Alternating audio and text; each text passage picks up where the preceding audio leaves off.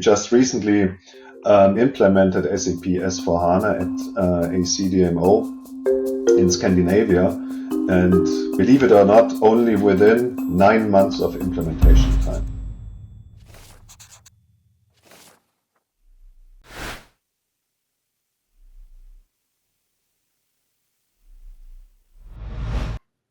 Hi, Patrick. Nice to see you again. How was the vacation? I know, no, good to see you again. Vacation was very good, I assume, at your end as well. But good that we talk today, because only yesterday I met a friend of mine. He recently joined as a CEO, CDMO company, and he told me about a lot of challenges he's facing, like a lot of manual processes, low OTIF, and also in conjunction with a low utilization of their assets. Can you think of anything how we can help there to fix those pain points? And this is a company that's probably going to face some M&A processes in the near future, something like that, right? That is even on top, so that is putting additional pressure on them, because they have, as you said, yeah, they have a current production network, but on top of that, they aim to acquire additional sites to be integrated in the network, and that would even push further that need of transformation and to change and improve. The separated systems, and that will be even more difficult to scale. You're going through multiple acquisitions or rollouts. So in terms of how to fix this, so normally what we approach our clients with is we need to assess the maturity of their systems. So, and what you're describing describes a client that is right at the foundational level. They really have a gap have a common structure. They should then establish systems, compliance, and a talent base. This is very important because you need a pool of people that help drive and evolve through the multiple transformations. So you go from foundational to integrated, and you get integrated systems after an implementation, and then you start expanding this systems network, and so it gets resilient and differentiated. So, and you start optimizing with uses of other tools like IBP, advanced AI, and tools like this. So to get it the capacities to improve the OEEs, for example, and reduce the post M&A instability. I think before doing this, as far as I understood, my friend, I think it's more about really setting the foundation. As you said, they are really on lowest level of maturity, as you described, Nuno.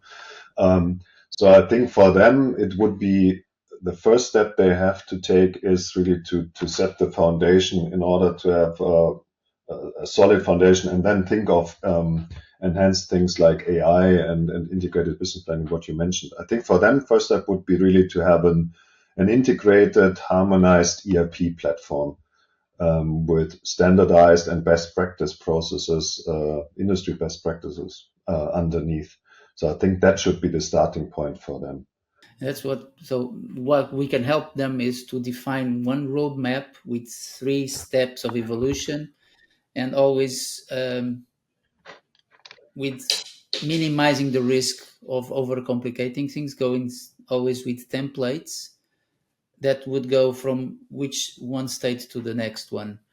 Based on our experience, I think it's super relevant to have accelerators, and I think you mentioned the methodology. Of course, it has to be stringent with a clear scope management and strict scope management. But based on our experience, I think what is really crucial is to have accelerators, because normally those companies are mid-sized companies in the CDMO market.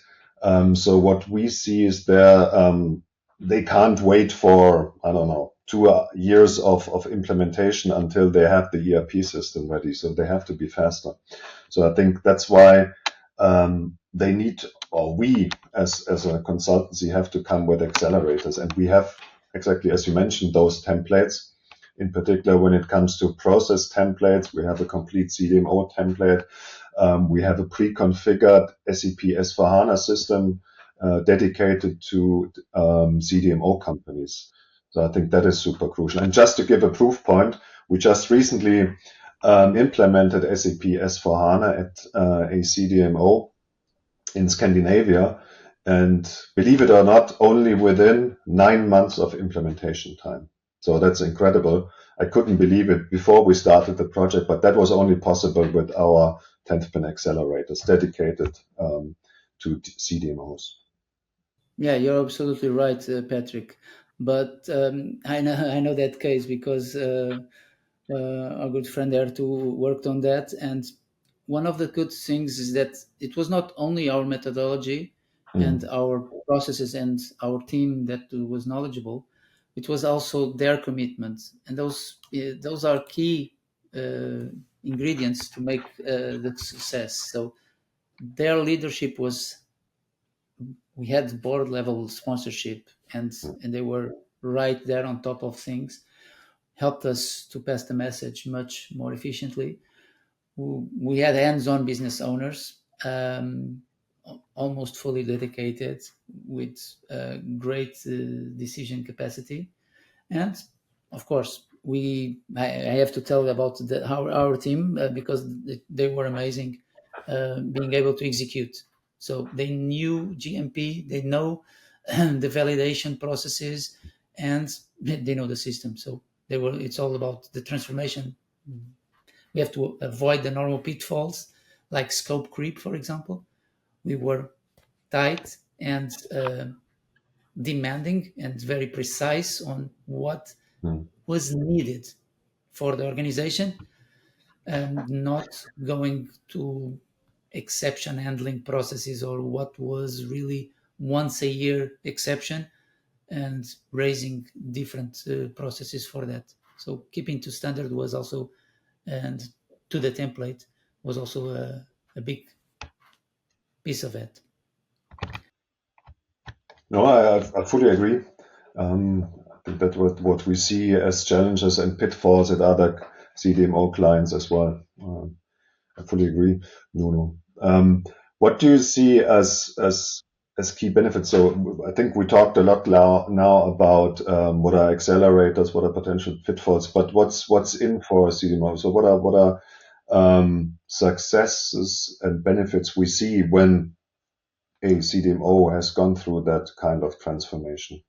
The more a CDMO works in isolated silos, the more you see the benefits. So one of the first big benefits is from the integration, the communication. That is. So I'm going to give you a quick example. For example, if there is a delay on supplying API or component for excipient, for example, if there's a delay,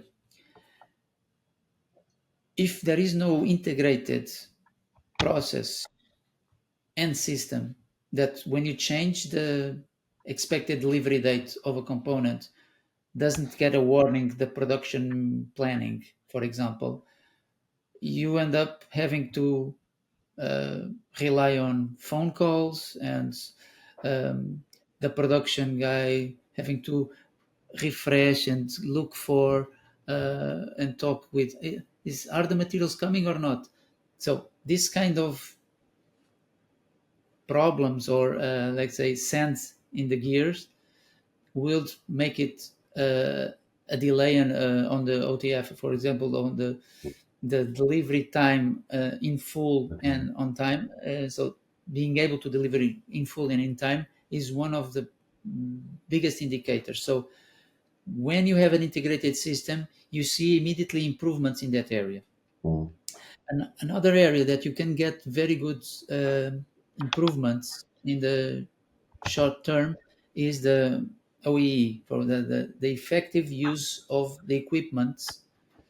So if you're planning and you have an overview of what you need to engage, and you have the maintenance orders, for example, already planned ahead, you can plan your production around it and be much more optimized and avoid surprises, for example, and having avoiding failures. This is highly data demanding, but with discipline and the integrated data of SAP, for example, you can get very good improvements on this area too. I fully agree. So, but coming back to I think we at the beginning we discussed also about merger and acquisition activity, which is a common pattern we see in the CDMO market. Maybe to add to this, because I had also the discussion with the friend of mine, CEO. So, what is the right time to do such an ERP transformation project? Because of course, it takes time. You have to spend budget, a significant amount of budget on this. So when is the right moment of time? And I immediately said to him that they should do it ahead of major M&A activities in order to get prepared to integrate those entities. Because in those cases, when you acquire a new manufacturing site, you have to be fast to integrate them because you have to carve out those entities. And normally then you have a quite expensive TSA in the background. You have to commit and meet the deadlines when to exit the system of the seller.